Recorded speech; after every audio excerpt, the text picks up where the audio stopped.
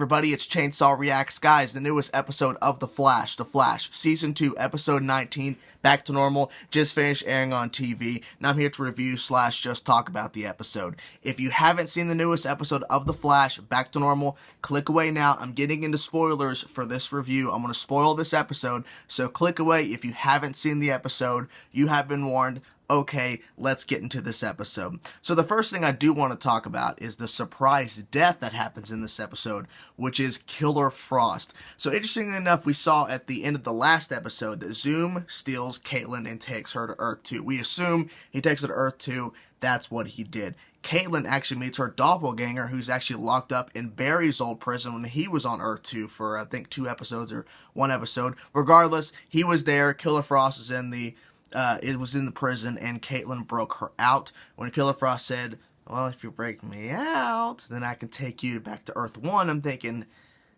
how? But okay. Caitlin breaks Killer Frost out. Killer Frost flips it, betrays her, and then is attempting to kill Caitlin.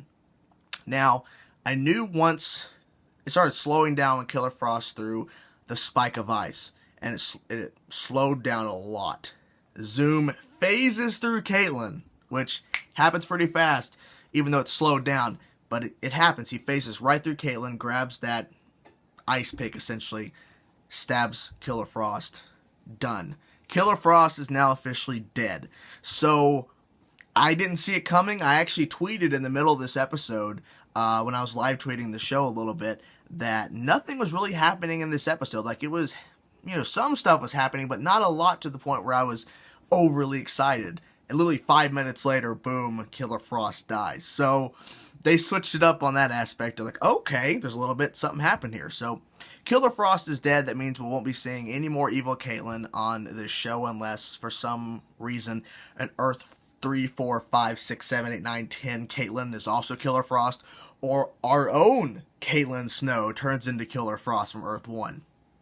Doubt it, but, you know, there is hope for something like that to happen, because you never know what's going to happen on this show. The next thing I do want to talk about is the main plot surrounding Harrison Wells and this new metahuman. Now, this is where my tweet from I was mentioning before, and I tweeted out saying not a lot's really happening.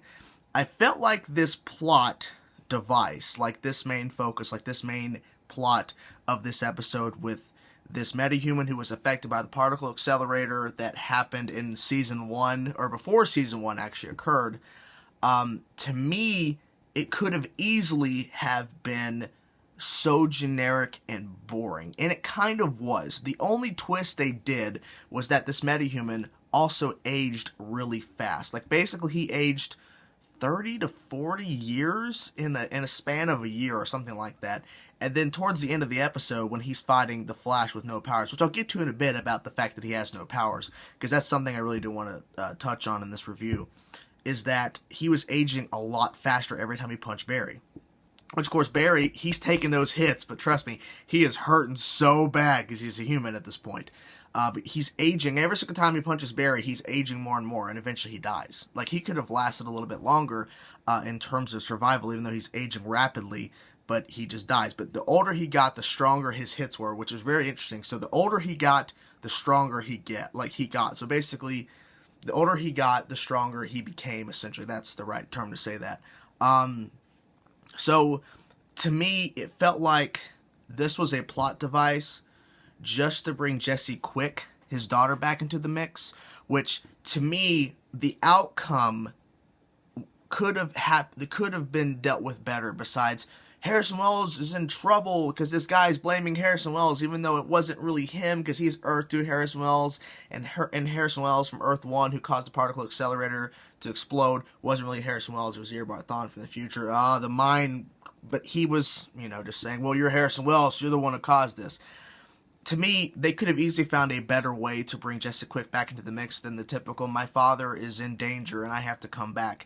Even though earlier in the episode, before all of this happened, before the guy found Harrison Wells, he goes to her where she's at in an apartment, and she wants nothing to do with him. But once he's in danger, she's ready to come back. So to me, it's generic. The only real interesting aspect to this whole plot device was the outcome, which was Jesse back with Harrison Wells, back with her dad, and them having a conversation, which is really good. It was really a touching moment, really was. And the only other twist in this whole plot was essentially that the guy just aged really fast. That's really it, because the guy wasn't really interesting. I mean, we learned he lost his girlfriend because he aged really fast. I mean, it just felt like they could have did something better. Like, they could have easily just rewrote this episode and had something else to bring Jesse Quick back. But they just like, well, let's just make a metahuman think that he's Harrison Wells from Earth 1. Just to do that. So, like I said, could have been done better, but overall, I mean, the outcome of Jesse being back is good. And the fact that the twist of him being aged really fast was intriguing, but I mean, could have been done a lot better, in my personal opinion. Now, let's get to a positive I do have to say about this episode. A big positive, besides the killing of Killer Frost, which is like ballsy, but it is what it is. The thing I want to talk about is Barry in this episode. So he has no speed, and my theory, and I was afraid they were going to do this, is because they did it earlier in the season, was when he fought Zoom for the first time. Zoom stuck him in the side with his 2 fingers and essentially paralyzed him, but he recovers really fast because he has the Speed Force. So even though at the end of the episode he can't feel his legs, the very next episode it gets Gorilla Grodd. Towards the end of the episode, he gets his legs back and he's back on running, and he helps defeat Grodd. I was afraid they were going to do that again in this episode, where he loses his speed last week to Zoom, and he gets it back in this episode. Thank God they didn't give his speed back, because if they would have gave his speed back, I would have seriously came onto this review and said the Flash writers are scared. They can't just stick with something like that. They did something crazy. They killed off Killer Frost.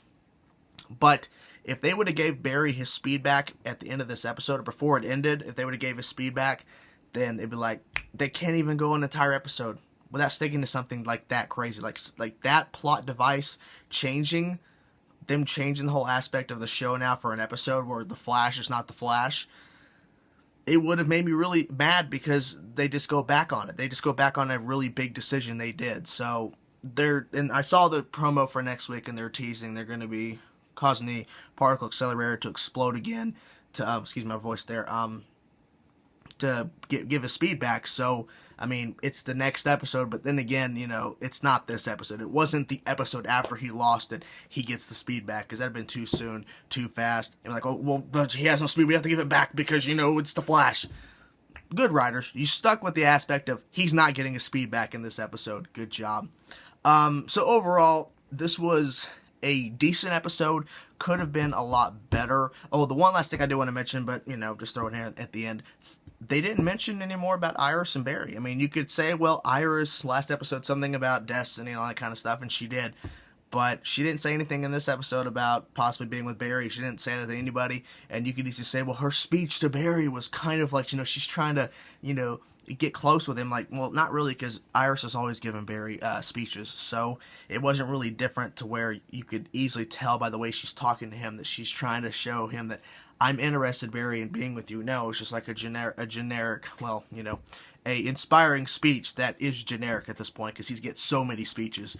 But they really didn't touch on that tonight, so I'm assuming they'll touch on it again at some point, that Iris is interested in Barry, so we'll see what happens. So, but regardless, decent episode. Some things could have been better, but overall there was some good elements. Killer Frost dying, Jesse Quick's back into the mix, so I think they're teasing up to Jesse Quick getting the Speed Force. Wally West got to meet the Flash, even though he wasn't the Flash, he was just Barry Allen. But he got to meet the Flash, so that was cool there. So Wally had some moments in this episode, but like I was saying, there was some stuff they could have fixed in this episode to make it better, or they just could have rewrote it and made stuff more cohesive and made it actually more interesting. Because for me, it's like, could have been better. So there you have it, guys. That's my review. Thank you so much for watching my review to this episode. Hope you guys enjoyed the review. If not, I understand. All right, peace out.